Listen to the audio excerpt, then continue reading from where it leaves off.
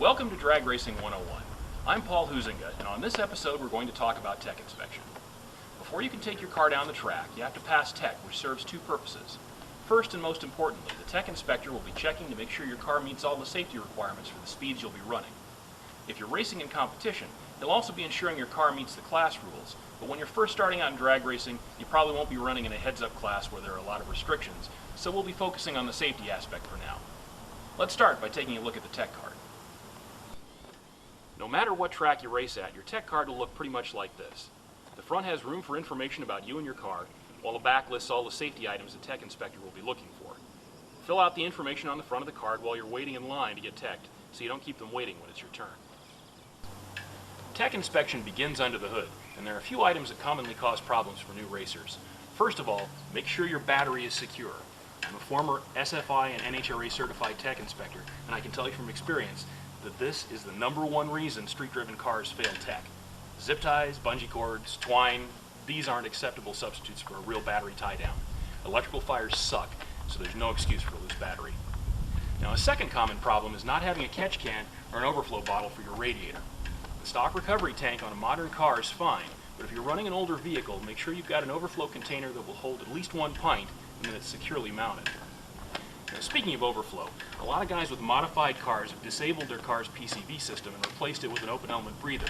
That's okay from a tech perspective, as long as the breathers aren't dripping oil.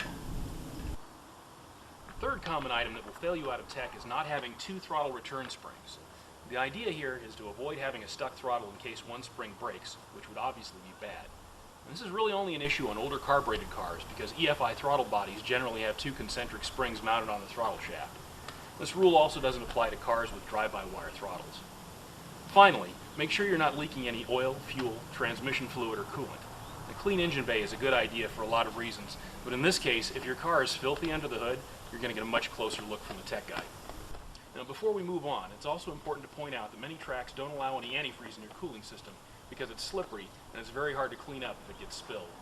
Be sure to check with your track before you show up to see if it's okay to run anything other than straight water.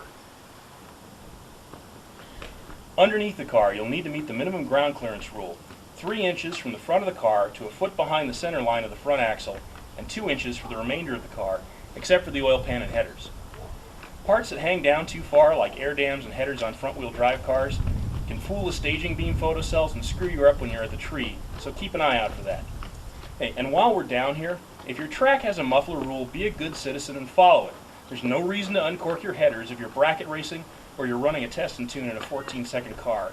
It's just obnoxious and it makes you look like a douche, so leave the exhaust connected. The tech inspector will also look at your tires and wheels. Don't expect to pass if you're missing any lugs or lug nuts, and don't try to argue that since Hondas only come with 4 per wheel, then it's okay that you're missing a few on your 5-lug Mustang. You should also be sure that there aren't any bald spots or cords showing on any of your tires. If you're running street or drag radial tires or DOT-approved slicks, there aren't any special rules you need to know about, but slicks require some other safety equipment. That's beyond the scope of what we're talking about today, but you should be aware of it just the same. Inside the car, you need to make sure that all loose items are removed.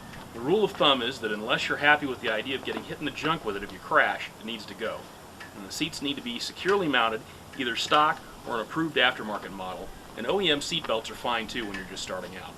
And if your car is slower than 14 seconds flat in a quarter mile, you're allowed to have a passenger with you when you make a pass, as long as they're over 16 years old.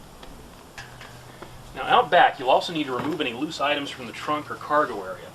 If you've got nitrous oxide installed, the bottle has to be securely mounted. It can't just be bolted to a sheet of plywood or rolling around in a gym bag. Also, if it shares the same compartment with the driver, in other words, there's not a solid bulkhead between the driver and the trunk, you need a blowdown tube as well that directs nitrous oxide outside the car in case the burst disc ruptures. Now, this is another common item that fails cars out of tech all the time, and it's cheap and easy to fix. Now, some aftermarket supercharger kits relocate the battery to the trunk as well, and safety rules require that if you have a relocated battery, your car needs to have a master electrical cutoff switch on the back, so don't be surprised if the tech inspector tells you that you need one. Finally, let's talk about safety equipment for the driver. Most people won't need anything other than a shirt with sleeves, long pants, and shoes and socks the first time they go to the drag strip, but I can't tell you how often guys show up in shorts, sandals, and a tank top. Now, if your car is faster than 14 flat in the quarter mile, you'll also need a helmet that's rated Snell M2000 or SFI 41.1A or better. Also, if your car has a non-factory turbocharger or supercharger or a nitrous system, you'll need a jacket that meets SFI spec 3.2A/1. Now, no matter what you're driving, you'll also need a valid government-issued driver's license beyond a learner's permit, but you probably already have that if you've made it all the way to the track. While there's a lot of additional safety rules you'll have to meet as your car gets quicker, we've covered the basics here today. The great thing about drag racing is that there's literally nothing stopping you from getting out of the grandstands and onto the track. If your car is safe to drive to the corner store, it's probably going to be able to pass tech, so don't worry too much about it. Well, that's it for this episode of Drag Racing 101. We'll see you next time.